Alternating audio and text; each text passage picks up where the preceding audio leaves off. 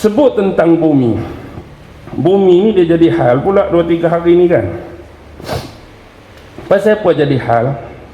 Jadi hal pasal kuliah-kuliah kita sebelum ni lah.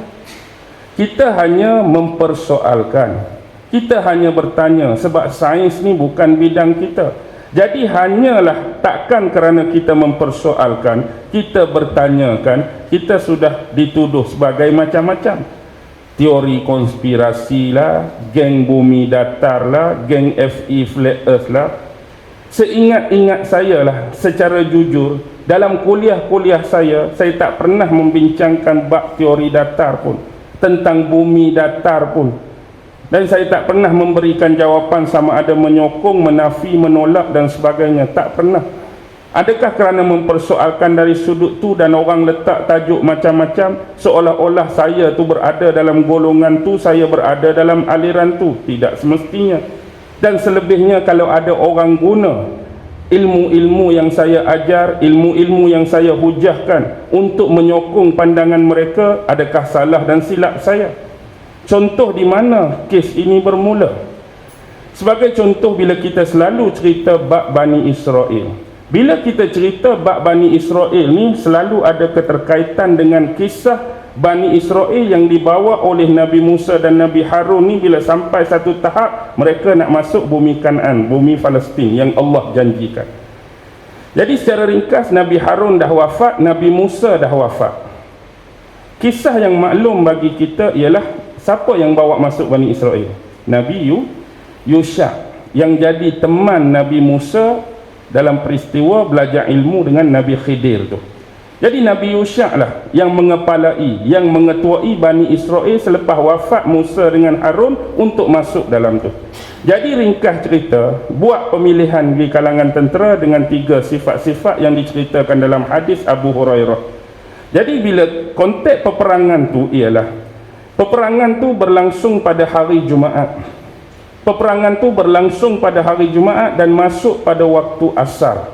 Masuk waktu asar, dan tanda-tanda kemenangan sudah mula berpihak kepada Nabi Yusha dan Bani Israel. Bayangkan hari Jumaat, waktu asar, konteks peperangan tu hampir dimenangi oleh Nabi Yusha dengan Bani Israel. Tetapi mengingatkan demikian, kalaulah masa tu terus berlangsung dan berlalu masih tak menang, matahari akan terbenam. Bila matahari terbenam, malam tu akan jadi malam apa? Malam Sabtu. Dan kita faham di sisi Bani Israel, hari Sabtu adalah hari Sabat, hari mulia, hari suci. Tak boleh bergaduh, tak boleh berperang, tak boleh membunuh, tak boleh menumpahkan darah. Tiba-tiba kita berperang nak menang ni, tiba-tiba masuk malam, kena berhenti. Jadi satu kerugian. Jadi waktu ni lah Nabi Yusha bermohon kepada Allah agar masa ni terhenti. Jadi cara konteks masa diberhentikan dalam hadis ni ialah Allah menahan matahari itu daripada berjalan ataupun bergerak. Kan untuk berlangsungnya masa tu ada perputaran matahari. Jadi nak bagi berhenti masa, Allah berhentikan pergerakan perjalanan matahari. Jadi bila berlaku ni, perang-perang menang. Bila menang, baru matahari sambung berjalan.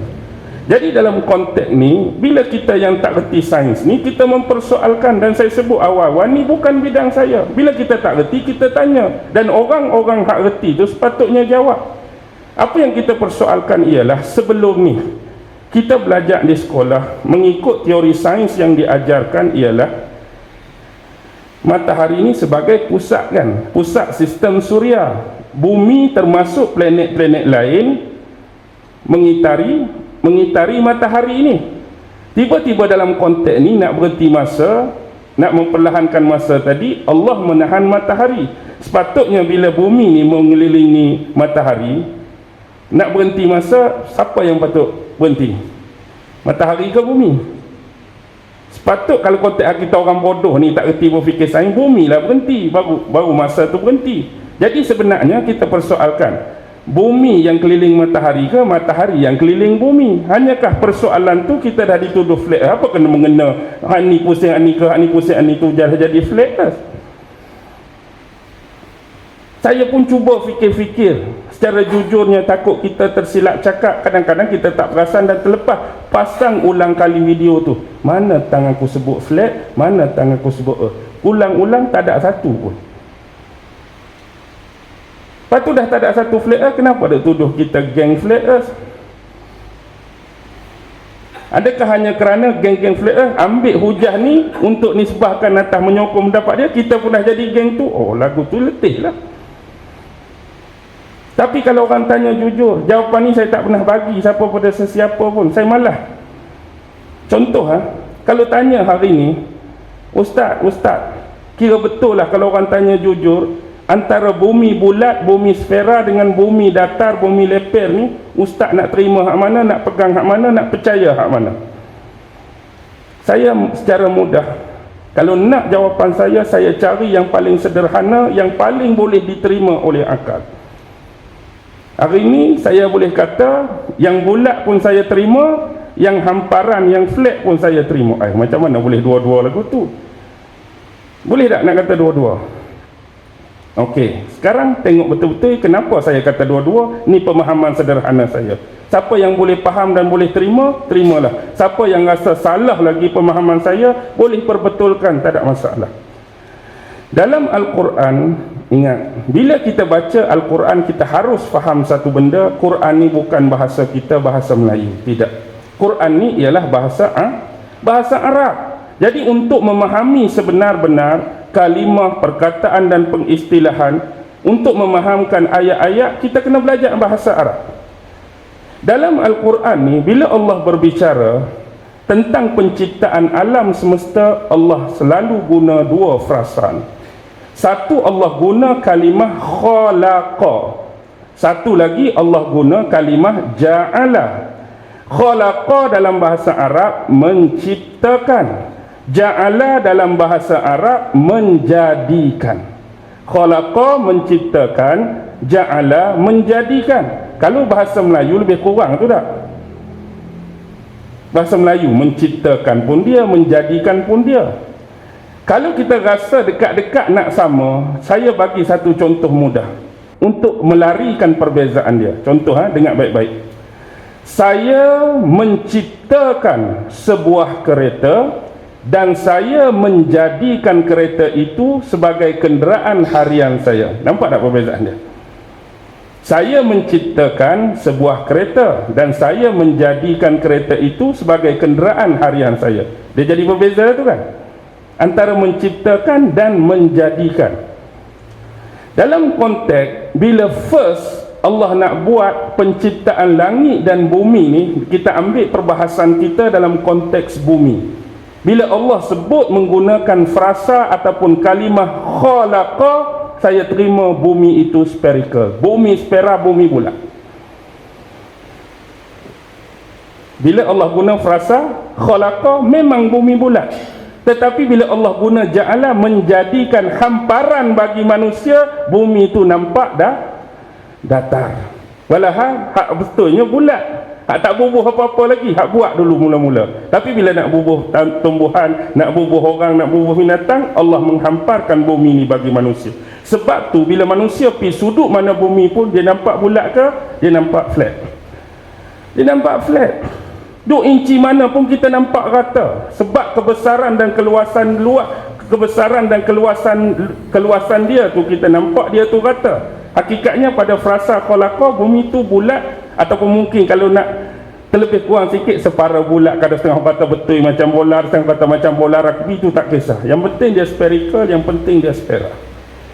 Inilah pemahaman sederhana yang saya boleh bagi untuk pegangan saya. Kalau ada pada orang ni, orang tu nak kuatkan lagi hujah dia bumi ni flat ke, kajilah. Itu bukan bidang saya lepaskan pada tuan-tuan hak lebih tahu, hak lebih pandai. Sebab saya pun kata pegangan saya ni tak semestinya ada had. Sebab sifat pengkajian tentang sains, dia tak ada had, dia tak ada limitation. Sains ni kadang-kadang dia betul zaman ni, mari zaman kemudian, oh ni hak sebenar, dia jadi betul hak time ni pula. Dia tak terhad, dia sentiasa ada orang ujian, ada orang buat kaji, ada orang analisis, kita pun terima. Lepas ni kalau betul-betul confirm bumi tu flat, saya kena terima lah. Saya tak boleh dah nak kata jadi salah dah hari ni kalau kekonfirm. Oh, ayat kekonfirman tu betul ke tak? Bahasa Melayu tu salah. Tapi nak cakap bila kekonfirman berlaku dah bumi tu flat, saya kena tolak dah lah. Hak saya terima bumi bulat. Dah memang ni dah betul, saya boleh bertukar. Tapi setakat ni tak ada lagi. Bukan tak ada, walaupun orang kaji hak lebih meyakinkan. Jadi biar sampai betul-betul tahap yakin, kita percaya. Kita boleh terima. Jadi apa pun poin paling penting saya pesan pada semua. Saya kata benda ni bukan satu kepentingan dan benda besar bagi saya pun. Dan kalau tuan-tuan boleh terima, hari ni kita duk bergaduh, duk berbalah, bumi bulat ke bumi spera. Saya nak tanya satu benda je. Kalau duduk dalam hak bulat, duduk dalam hak spera, semayang bang pun tak, apa beza? Kalau duduk dalam hak bulat ke hak spera, puasa pun tak pernah puasa, apa beza? Kalau duduk dalam hak bulat dalam spera pun zakat pun duk lari. Orang duk kejap bayar zakat, kita duk lari, tak ada beza. Kalau duduk dalam hak bulat dan spera, hari-hari buat jahat, hari-hari duk fitnah orang, hari-hari duk kutuk orang, hari-hari duk buat kerosakan, apa beza? Bergaduh pasal bulat ke spera. Tapi kalau kita nak tahu juga, nak tahu lebih, nak tahu juga untuk keyakinan bulat ke spera, kajilah. Saya berhenti setakat ni pun dah cukup. Tak perlu bagi saya. Saya ingat, tak tahulah, mungkin orang kata terlebih pula. Kalau masuk kubur, insya-Allah lah, kok malaikat tak tanya aku, ustaz bumi ni bulat ke spera, insya-Allah tak ada lah soalan macam tu untuk saya. Dia nak tanya amalan-amalan kita besok. Jadi berlepas dirilah daripada tuduhan. Bila kita duk berkuliah, orang kata kita berteori, berkonspirasi. Kalau tengok kes ni, orang lebih awal berteori atas saya lah, orang lebih awal tuduh saya lah. Saya tak kata apa pun, dia dah buat tuduhan awal. Sampai dia kata, ustaz tak kata pun, sikit lagi dia akan kata, sikit lagi dia akan kata. Tahu-tahulah Allah, tak, orang ni macam-macam. Okey, boleh faham tu tak? Kita kadang-kadang nasib baik mak rakam ni tak. Kalau mak tak rakam, orang sini lah tahu. Lepas tu hak lain duk tuduh lagi ya. Lagu itulah dunia hari ni. Hak tu kata fitnah tu. Hak tak sampai ke orang, mesti berterusan. Hak sampai kalau mak tak rakam malam ni, 40 orang ni lah tahu. Lagu itulah. Okey, sambung